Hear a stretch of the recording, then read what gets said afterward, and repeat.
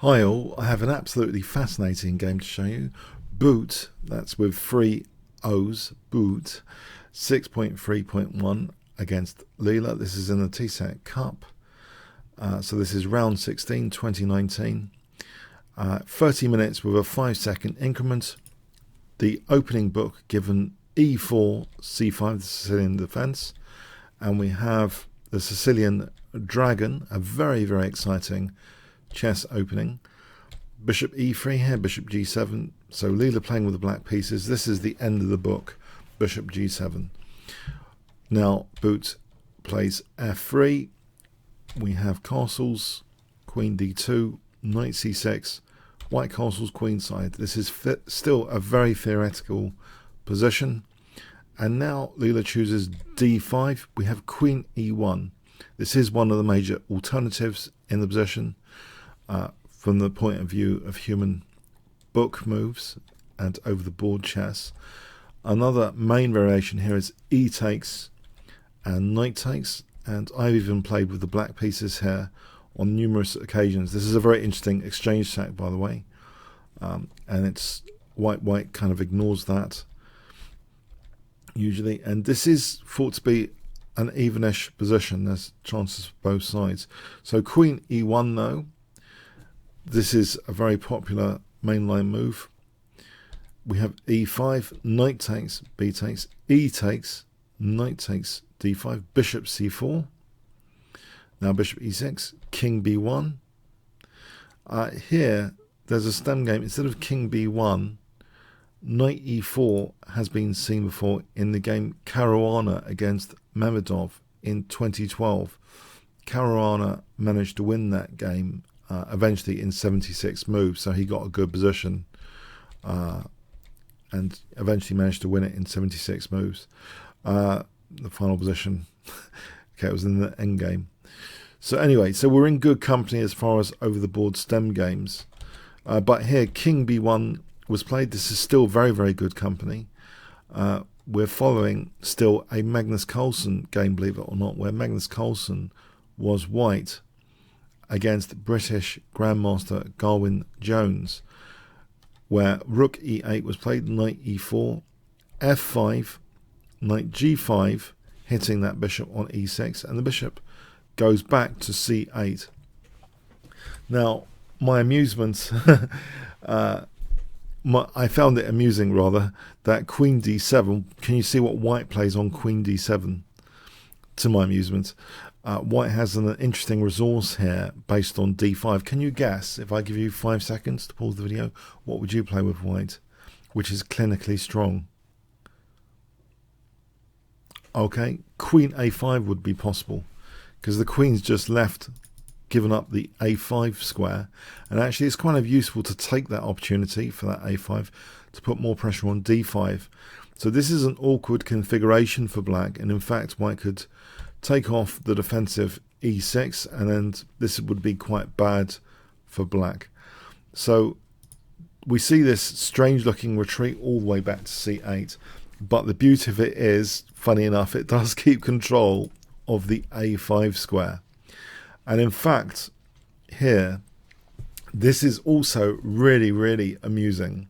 In the game of Magnus Carlsen actually played a howler of a move here. Magnus Carlsen against Garwin Jones played G4, and we've covered this on this channel. Guess what Garwin Jones played in this position, winning a whole piece, if I give you 5 seconds. Okay, Garwin Jones played F4, hitting the bishop and also interrupting the knight's control. The knight's just hanging. Believe it or not, Magnus Carlsen played on, lost that bishop on E3, and actually managed to claw his way back into the game. This was really kind of amazing. Magnus took, it seems pedantically, on A7, but the queen had influence over the king side, and with the G file opened up, Magnus started to drum up real concrete opportunities and eventually managed to win. So yeah, black's king was in big trouble. Bang, rook takes G7, and Magnus clawed back to a win there. He's going to be taking on E5, I believe, and take on E3 after. So that was the classic game just from last year in Weekend Z, where that howler of a move G4 was played. Booot played better than Magnus Carlsen from a technical perspective, playing H4, supporting that knight, so that there's no F4 winning a piece in broad daylight. Leela plays H6, we have knight E4, bishop E6, so it seems a bit of bureaucracy here, bishop having to go back and forward. But the point is now that the bishop can actually play to F7, which means that it's holding this D5 knight kind of securely. Now, you might also think, isn't this strange? What about F takes, by the way? Yeah, before we look at bishop E6, if F takes here, then this is celebrating that pin. And this position, again, it's white's doing very well here with that D5 pressure. If black really has to give up the exchange, which is technically the best move, this isn't very good news at all for black. So D5 is a major issue in this variation, generally, it seems. It's being addressed here. Bishop B3. We see now Queen C7. So still keeping an eye on the A5 square. The other amusing thing, by the way, this queen can also pop in to H2. We'll see in a later variations where H4 might actually be weak, as well as white's king. So the queens are really bouncing around behind the scenes, but just keep an eye, a look on this queen as well. Keep an eye on the queen as well. So bishop F7, we see G4. And you see that the queen's potentially being opened up as well as the bishop if black ever gets in E4. And in fact, this is the very top priority for Leela, to take and not allow the knight blockade. So Nimzovich would be proud that Leela perhaps did not allow this blockading move, knight E4. If, for example, A4, then either queen G3 or knight E4. If knight E4, white really has a fantastic grip on the position. This wouldn't really be a good advert for the entire variation. White's really got control here and nice pieces. As long as this bishop is also kept under lock and key from the blockade as well as that pawn, white shouldn't fear too much here. Also, for example, queen G3, yeah, but it's preferable from my point of view to use that blockade if it's possible. So anyway, E4 opens up the bishop along that diagonal and shows the real dangers now. Potentially black can build up now. We have rook F1, but you'll have to note here, as I mentioned, the queen has a view on H2 in this position, which is not entirely insignificant. We see A5, queen F2, rook E7. This would be a blunder. Rook AB8 and knight A6, by the way. Forking queen and rook. Rook F8 is also plausible. White's fine though. So rook E7, C3. Rook F8. We see queen G1, and the rook goes back. Rook DE1. Now king H8, and actually it's almost as if Booot loses patience here, because black does have the interesting possibility of taking on E3 at the right time. Booot seems to commit to bishop takes D5 intuitively. It would seem, doesn't this weaken white's king side? Doesn't it weaken fundamentally the light squares?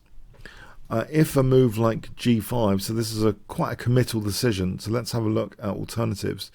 G5, H5, this position, E3, so that pawn is a criminal which should be kept under lock and key if you're a Nimzovich fan.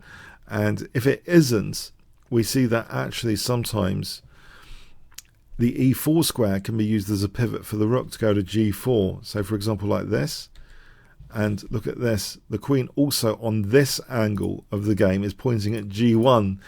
And here is a funny variation with E2. So I'm taking this rook G1. So amusement with this E pawn, letting the pieces really attack the back row in this variation. Fascinating stuff. Also, okay, so bishop takes D5. That's the committal decision I started questioning. And here, instead of bishop d4, what about king a1 as an example? Well, taking on e3, taking on b3 with rook e5, rook f5. And the thing is here, black has a lust to transform this one pawn into two connected pass pawns if white ever takes. Say white does take, we've got potential pawn mobility of two connected pass pawns, and this should end up being really nice for black. If we look at this position, white's under severe pressure, and look at this diagonal, white's just really doing badly there, going downhill. So anyway, so maybe there's some insight there for this committal decision why it was played bishop takes d5. So we have bishop takes d5, g5, h5, and now rook f6. A technically interesting move, but of course Leela doesn't have to accept this exchange sacrifice, and Leela sidesteps with king h7. Taking opens up the wrath of the pieces, as you might expect. So for example here, taking on g6, black's king is looking to be dismantled. All sorts of nasties. It doesn't bear thinking about. If rook f7 again, you know, rook, queen takes g6. So yeah, it's just ignored king h7, and white's essentially sealed the king side. However, you know, if white had played h5, then of course it's worth considering g5 to keep the king side closed. So, but here, this continuation of the game, it seems black's king is really airtight at the moment. b3, queen e5. This is really interesting. So getting the unblockade on the e pawn and then switching back to b8 here is fascinating. So pinning that pawn on b3, keeping an eye on this diagonal, this b8 to h2 diagonal. We see queen e3. If bishop e3, a4, and queen b5, this is interesting. For example, this endgame, the light square bishop is pretty good, and if black gets that f-file, this is just very good for black. So queen e3, we see a4, very aggressive stuff. What's going on here? Now, so trying to open up lines against the white king. Knight takes a4 was played. To show some of the dangers here, if king b2, a takes, and then the rook can switch to a7. And here, just taking on b3 is fantastic for black. Instead of king b2, what if b4? Then what I mentioned earlier, queen h2 is actually very handy here. Hitting h4, hitting a2 with the light square bishop, and of course there's the form pawn as well to factor in. So say rook f2, then taking on h4. So we've got the outside pass pawn here. Black's getting a big advantage. So fascinating stuff. Here, if queen f2, taking on d4, a3 form pawn, e3, and this is just really nice for black as well. Look at b4 being really weak, and the light square bishop just waiting to come in. So knight takes a4, but now Leela to play. What does Leela play? If I give you 5 seconds to pause the video. Okay, shredding open the lines. Not against Shredder though, against Booot. So bishop takes b3, a takes, queen takes b3. Is Leela kicking the boot in here? So we see knight b2. Now rook a8. Yeah, this is very, very strong and perhaps instructive to the attacking player. Why not? You might think the more direct looking rook b8 with a concrete threat. Well, it can be parried, and then what is the follow-up? For example, here white seems to be okay controlling that a file with this technical looking move queen a3. So this a file is under control with rook a8, which provides very interesting opportunities. Now we see the move c4. Looking at this position from a defensive and scientific manner, if rook f2, for example, then c5 is strong. For example, bishop takes c3, and here queen a2 check, and this is a disaster for white. on c5, if bishop takes, then just not recapturing, but this, look at the A file now, is lethal, threatening rook a1 checkmate. So we're keeping that knight pinned at the moment, and this is just leading to a disaster checkmate. So c4 was tried, wanting the exchange of queens. Check, king c1, rook b8. Now we see bishop c3. If rook e2 as another try, then rook b3 hitting the queen. And now e3. This is strong. This is a very strong continuation. That has a big advantage. So bishop c3 was tried. Rook b3. We've got pins emerging here. King c2, rook eb7. So an absolute pin, a relative pin. This rook is a bit ridiculous on f6. We see queen c1. And now rook takes c3 check, queen b3 check, dragging that king out to play. King d4. On king d2, then there's rook d7 check, and black can play this, bishop takes, and queen f3 is checkmate. So we see king d4, queen g3, another super powerful move, not the direct looking check by any means, but it turns out c5 is also pretty okay for black, more than okay perhaps. This kind of situation, black's getting a big advantage, but this is much stronger actually. Queen g3. We see rook d1. There are big threats in this position involving rook d7. So we see rook d1. If, for example, rook h1, c5 check, and then here, this is a way for white to get mated, as an example. Or rook g1, again, the king being so exposed, is not going to end well. So rook d1, we see e3, believe it or not. King d3, e2 check, the king's really getting exposed, black getting rid of that pawn, and now taking here on f6.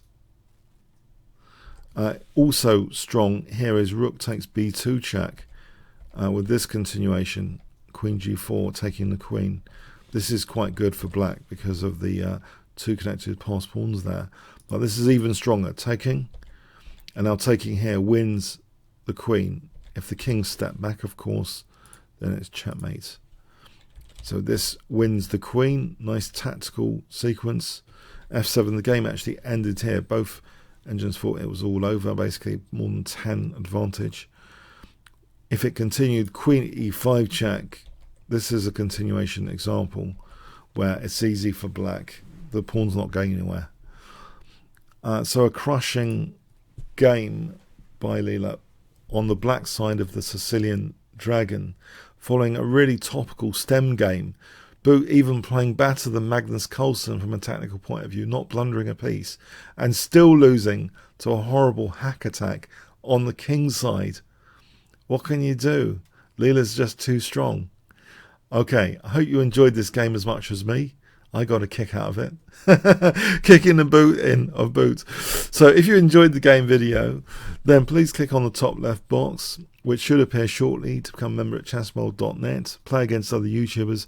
You can also test yourself on variations covered in this game and other game videos from the improved menu, the puzzle books option, which is a link to the annotated game. Comments, questions, donations, see the description. Like, share, subscribe with the notification bell. Really appreciated. Thanks very much. And I think I will do a bolt-on for some of the puzzles of this game. Okay, this is the celebration puzzle book of this amazing game, Booot against Leela. This is at Chessworld improved menu, puzzle books. You see it's the latest one added today. And let's have a look now at this. So white play for a clear advantage here. This was a really funny thing. If queen d7 to consider queen a5. Maybe this is one of the subtle secrets of this whole queen e1 variation to keep the queen on this diagonal. So it can either go here or here. But here it's hitting d5. But now black tries to move the bishop to g8. We can snap that bishop and then take on d5. So very interesting, I thought, that one. White play for a clear advantage here. What was going on here, I wonder? Doesn't ring a bell immediately.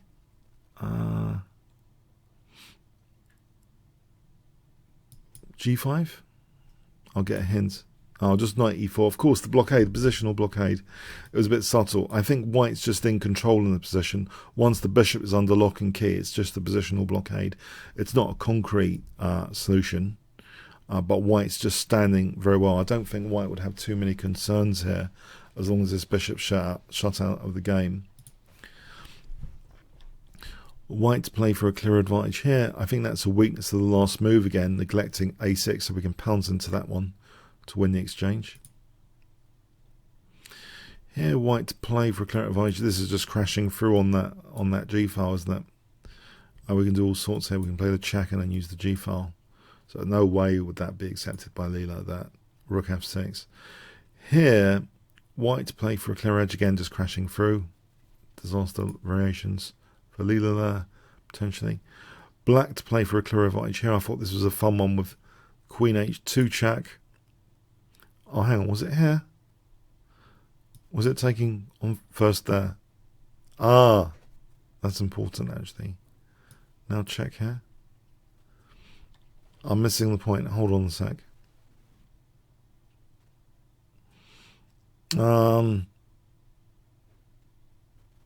Maybe it was just taking here. Hint? Oh, now going for the A file. And, oh, I think we can just take here. And then bishop takes. So it's not easy for white to parry that A file.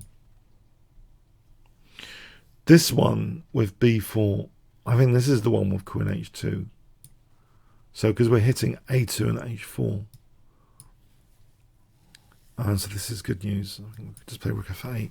And there's problems for white after that's passed pawn there. Now this one, can we just put the pressure on b2? Oh, actually, no. Key trying to lure the bishop away from this diagonal. c5? Nope.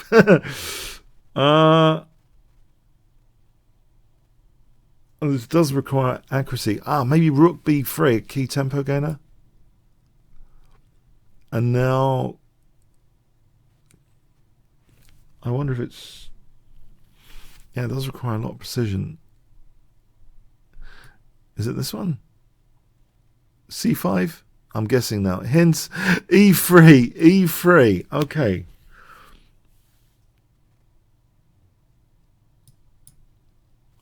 And then here, after e3, well, okay, it's stuff for investigation if you want to check out the entire puzzle book and get, to understand why exactly these sequences are important, these finesses. So I hope you enjoy that as well. As part of the video, check out chessworld.net, improved menu puzzle books. Okay, thanks very much.